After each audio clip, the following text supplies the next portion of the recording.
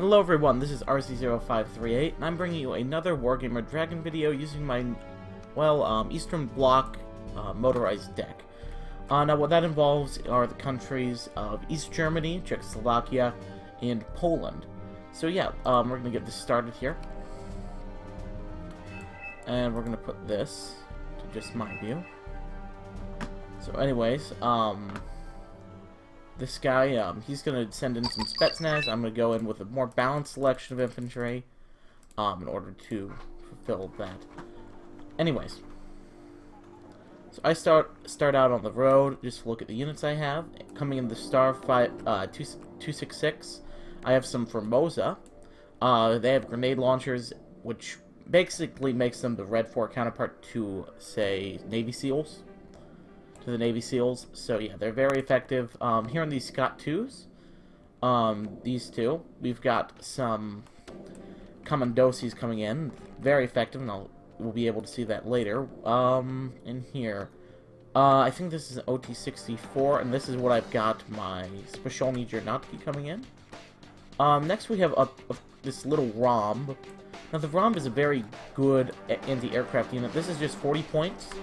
And it has a good range against aircraft, and so when you need a quick and mobile AA piece, the OSA is definitely good for the job.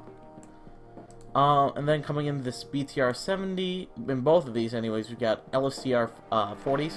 They're basically like SAS, but better. And we'll get to see them in action a lot in this game. Then we've got our little command jeep, little driver. So we got the command jeep, and then I'm also bringing up a napalm tank in the rear. He's got his command unit. He's going to start, he's going to capture that point. And right now we're just focused on getting our forces into this town.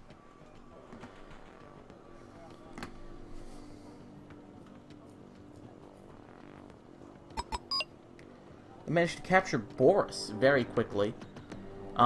Wasn't quite sure how they did that until, well, found out later. Some of the Scots are taking a bit of, like, rough ground and stuff, yeah. And at this point, I was getting kind of nervous, because I was able to get into this town and there wasn't fighting already starting. And of course, that's when we see this happening. Slow us back down to 1 speed. And you see who's going to put up an MI2? And, yeah. You can see how that went.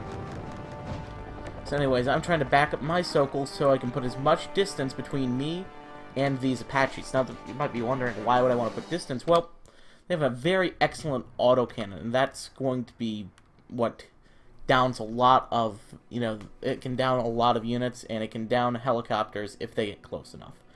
So yeah, do not underestimate the Apache, especially in an anti-helicopter role. Not its first and primary role, but doesn't mean it's bad at it. So, we've got that. Then we also have the AH-1J Cobra. Now, the AH-1J Cobra is a nice, what do you call it? It's a nice recon helicopter. It's great at anti-infantry, which is good because that's really not the best role for the Apache. The Apache is a great anti-vehicle unit. It's not a great unit for killing off about anything else. So anyways, managed to kill off one of them there. Sokol is repositioning. Get some hits on it. But they managed to nail that Strela 10, which sucked. And this is what I mean by the autocannon. Trying to get a shot, but wasn't able to because this is just so effective, super lethal unit. So at this point, we're just trying to figure out what's going on.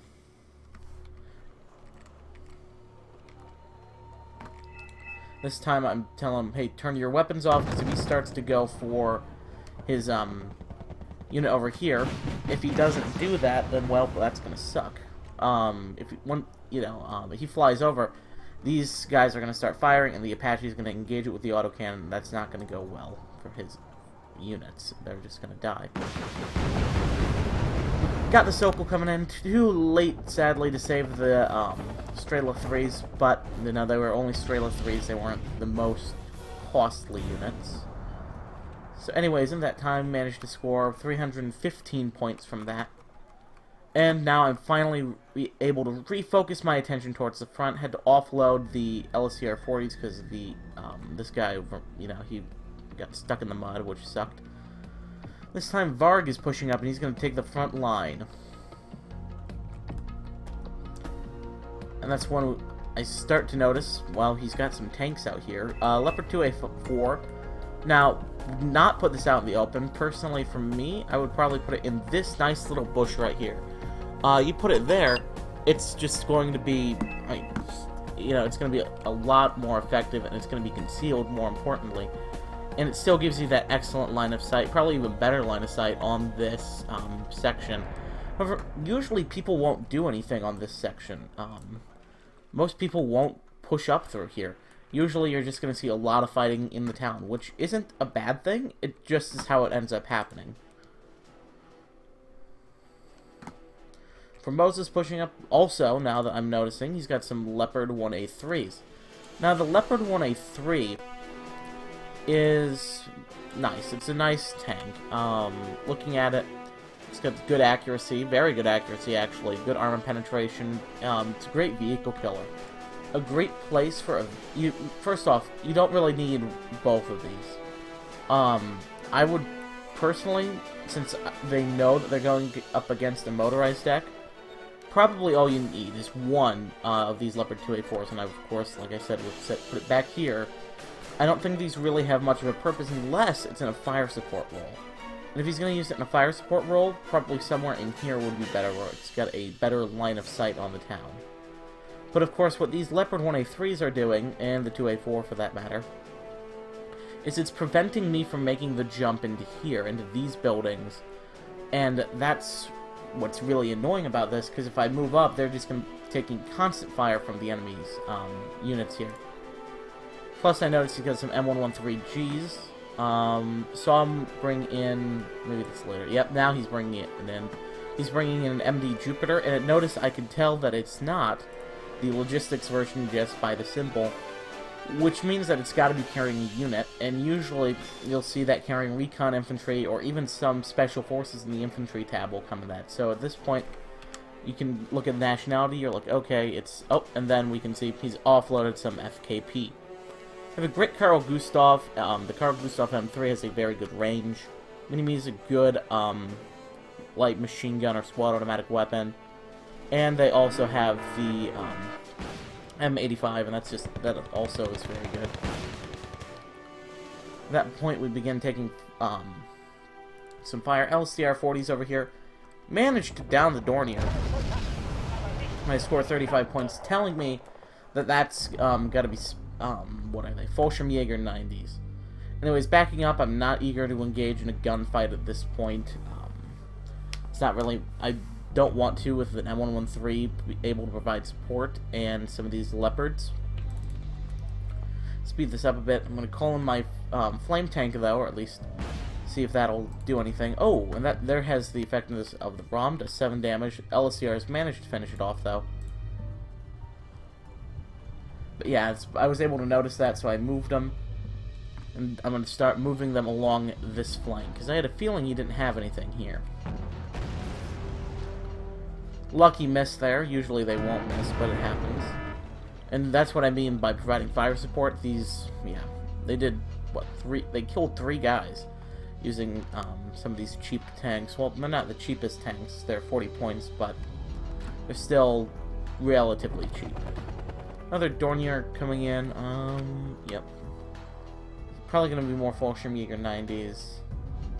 I personally would recommend the CH-53G. That's definitely what I would recommend for helicopters. See, now we got the Fallschirmjägers. They're all going to start coming into these buildings over here. Once again, I'm being kept in check by these tanks, making it more difficult for me to push up. Not impossible. I could push up, but I would be doing so at my own risk. LSTRs, though, no, that happened really quickly. Managed to kill off a command helicopter. He had a UH-1, or a Huey command. I wouldn't recommend using command helicopters ever. Ooh, Saria managed to go in. Saria is a great tank sniper. Problem is its missiles are 50-50. And since I wanted multiple of them, they actually have 50-50. So I can't engage them. It's not even like a 51% chance, in which case probably one of them is going to hit. But in this case, both managed to miss, and that sucked real bad. So yep, he's going to try to bring him back later. LSCRs shoot something that I didn't want them to shoot. They don't have as many vampires as they used to. My ally here, he's using the Uragan. Now this is decent HE, and it's a fair use of it. Notice how much damage it does when it hits. Notice when it hits. I still like my heavy artillery, but that doesn't mean that this is a bad unit. Once I noticed what he was doing, how he had stunned this, I decided it was time for me to push at my LSDRs, actually, and I'm going to, first off, I turned off their weapons so they don't engage anything else on the way. I want to at least try to be a bit covert about it. LSDR is glitching through the everything in the building now, so I'm letting them go weapons free. Fire once, kill the Leopard 1A3, and at this point I realize if I want these guys to live, we're going to have to commit to this push. So we're going to go ahead and engage that Leopard 1A3. Sadly, didn't push in the Dyna. That could have done a lot of good work. Meanwhile, the LSCR-40s have made it all the way back here. Teammate putting down LOL. He made a cargo truck, a simple truck over there. That's funny. I didn't notice that when I was playing. Yep, we got these the Formosa. Now, we have all of my great forces kicking in. We have the Commandosis. And, yeah, they're just chewing up the Live Garden. We have the Formosas with their Palad M's chewing up FKP, and the Fallschirmjäger are just able to engage with their light machine gun right now, or their MG3, the IMG3. Commandosis, though, managed to kill that. Spetsnaz are now pushing in. Commandosi being idiots, do mean idiots. You know, you tell someone to stay in a building. I want you to sit in a building. I know maybe it's not the most glorious life, but it's better than living it's better than living instead of dying. Trying to use a bit of suppression with that heavy machine gun that's on the BTR-80. Over here we got our Bootschützen. And this time the Seria manages to kill it. Great kill for the Seria. Yep, earned 15 points above its value. And at this point, I've noticed one single cluster munition going in. And I have to say I was confused. Boom, yeah. And looking at the spread, you can tell it is an ATA CMS. So if we look over here, yep, we can see he has an M270 ATA CMS. This first is just not what you do with an ATA CMS. You've got both of the fobs stacked right here. I wouldn't recommend doing this. I'd put them in the more open section over here. There's no benefit to putting them in cover. And also, secondly, then he fired 2 shots with the and I'm presuming at one target. And you'll notice that the infantry are panicked, but that it hasn't actually done any damage. These Spetsnaz are all the same as before the M270 hit them. So yeah, and that's because if we look at the stats on the M270, ATA CMS that is, it only has armor penetration. It has no high explosive value. Which means you cannot kill enemy... You can't kill enemy infantry with it. It simply won't kill it. Unless it's in the vehicle. And I think even then if it's in the vehicle, I'm not sure if it'll kill it. Haven't tried that. Yeah, don't shoot it at infantry. The things to shoot, use an M270 ATA CMS for are command units. And even then I would say that's not really the role of the M270. The role, use it to kill... I don't know, like, T-72BUs. Like, if I had a T-72BU right here, fire the ATA CMS at it, and it'll instantly, just total one-shot, guaranteed kill. I mean, you can't, say that's not a good value of it. LSDRs, though, really cleaning up some of the, doing a bit of ambushing. Panzer Grenadiers, ooh, man. Yeah, they're gone. They're gone. LSDRs, though, moving up. He's doing a bombing run with a MiG-29. Ooh, please tell me he's going to kill it. Did he kill it? No, he evac'd at the last second, so he didn't. I don't think he killed it, unless he went for the wrong target and he... Yeah, he went for the forward operating base, I guess, instead. Well, darn. Must have had the attack marker in just the right spot. Oh well, it happens. These the LSCRs. At this point, he is retreating because he has nothing standing in my way. Unless you count M113, an unarmed recon jeep, and an IHawk, as well as a, I guess, okay helicopter, a Huey. Unless you count all this as an effective defense, he's got nothing there to stop me. Now, oddly enough, he's bringing in a Command M1 Abrams. Now, this doesn't work. This just won't fly. First off, you've lost that front. Everybody has retreated from this front. So yeah, my teammates, though, putting an attack marker down, I was going to move this way. And so yeah, I'm getting the LSTR-40s in position. Now they have one Vampire left, so I'm really hoping that they're going to be able to kill it and get a side shot on it. So they fire, kill this 160-point command tank, and yeah, that's it for that command tank. Still, it's one of the reasons why you don't, send in a command tank that you don't need. They didn't have this position. If I had just pushed up a couple of these, not to say any of my forces, but most of my forces could have been able to deal with it. Even his Motorized 90 could have, killed off a Command Abrams. Meanwhile, as LSTR-40s are going, just causing havoc in his lines. I mean, now they're shooting down a 15-point command helicopter, or not command helicopter, a 15-point transport helicopter counts as chaos, but they are being very effective at eliminating enemy units. Interesting that he's walking it his units so far. Now, there's no exhaustion in this game. I could walk my infantry from one end of the map to the other, and there would be no downside to it. But still, they won't get there very fast. Looking at the units he has, he's got some Live Garden. Just the standard Live Garden. They've got... the only difference between the Live Garden 90 and the normal Live Garden is their law. The 90s... Stay on there. The 90s Live Garden carry the M3 Carl Gustav. These guys just have the M2, but they still have the same primary weapons. So in this situation, it's totally fine.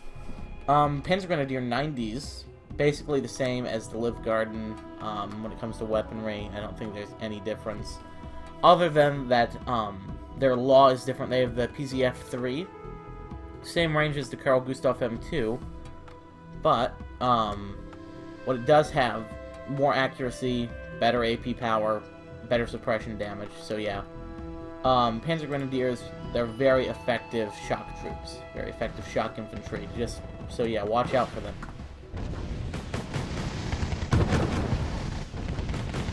This guy, he's pushing his BTR-70. I know this is technically an SBW-70, but it's a BTR, so if I call him by that, then yeah. His Delta's moving through here. Pretty shaken, though. Just laying down some more fire. Just gonna see how far we can get. Wasted a couple of his laws. And I know wasted is... They didn't really waste him. They killed a 15-point unit, but... Oh, well, yep. Shooting him into the air is a very effective strategy. As Delta Force is learning, you can shoot straight up into the air, and you'll guaranteed to hit your target every single time. Not really. BTR-80s, though, coming in. Get some V1, another V150, probably more Delta. Yeah, more Deltas. Just going back to what I can see. Yeah, managing to kill off his BTR-80s makes sense, though, because they're engaging at such a short range, and they don't really have much time to make a difference. What shoots them, though, trying to take out these Panzer Grenadiers, but they're surrounded on basically all sides. There's not much that they can do. Scott 2's, though, coming in to provide suppressive fire on the enemy. However, they get stunned and killed.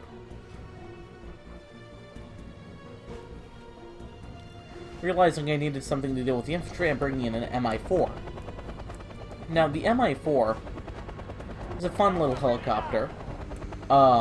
It's definitely nice. It's not bad at all. The MI-4 as a platform is not the best helicopter, but it's basically just a rocket pod truck. And it just carries rocket pods and puts them wherever you want them. And that's what's so effective about that unit, is that it just does whatever you need it to do. So you go back to neutral. He does have a Chaparral here. I thought he had a Pivax. Must have gotten killed by the K-8. No, it has all its missiles still. Interesting. Looks like he's gotten... Okay, he's just got a little command jeep here. I would park it over here. And I know the positioning of command vehicles can be tricky sometimes, and I know this seems like denser cover. However, I would put it, right over here. Like, see where we're putting it? We're putting it in the town, which is kind of obvious, but it's still in cover there. But putting it over here makes it impossible, really, for enemies to flank you with infantry. For example, I could have driven a couple of my LSDRs, or I had some FJB, which are basically the lesser version of the LSDRs. I could have dropped them off here. If I had dropped them off here, I could have just sent in, a couple of these guys, would have killed off the command, would have killed off the Chaparral, would have killed off the AT-ACMS, because none of these have any hope for engaging ground targets. So yeah, I mean, that's always a possibility. It's important to be aware of that when you're playing this. Meanwhile, but if you had put it, say, in this little tree line over here, I can do nothing. If the units are over here, I can't do anything with my infantry unless they're ATGMs. I have no way of engaging him. And that's where the real value in it lies. Dyna's pushing up. However, he's pushing in his forces, and I'm going to try to push him. Want my Dyna to go the other way, but he's not going to. Meanwhile, the Specialnies are engaging over here. Ooh, he's repositioning. He's going to get everybody focused on me. For Moses, they're trying to get him to close in, though, because that's the only way they're going to be able to use their grenade launchers if they get much closer to the enemy. So yeah, we got our Moses going in, doing significant damage to the Delta Force, and part of that, I believe, is... No, these are elite, but the grenade launcher does a lot of suppression damage. They have nothing that can compare when it comes to suppression damage. So yeah, the Plaid is just wiping out these Delta Force very quickly, and without any remorse whatsoever. Meanwhile, trying to use my MI4 to get at least some visual on him, so I can kill him. He's shifting to engage the enemy. Spetsnaz are engaging, but they're not engaging with the best of their ability, mostly because they aren't getting in tight. If they were right here, Spetsnaz would be awesome. But might as well be Motostrelki engaging with the light machine gun, because this, the RPK, it's decent. It's not bad, but the real value of it lies just in that. Meanwhile, MiG's going in, but it's not getting anything, by the looks of it. Meanwhile, he's doing a cluster run, and that ends the game, killing off his 120. Now, I wasn't actually defeated, but if we look at the scores here, I got 1,655 points, and only 365 points in losses, and I wish I could show you the number of kills that those LSTR-40s got. But looking at that, I mean, it was insane to see the kill list. So yeah, I mean, what else? What did they all kill? I mean, they killed at least 3 command units. So that's what, that's over 300, around 300 points right there, because 200-point commands and 360 points in command unit kills. A couple in logistics kills, a couple in ambushes, so yeah, very effective units. Anyways, that's it for this video, guys. I hope you enjoyed. I know it wasn't as long. Anyways, hope you enjoyed, and have a good one.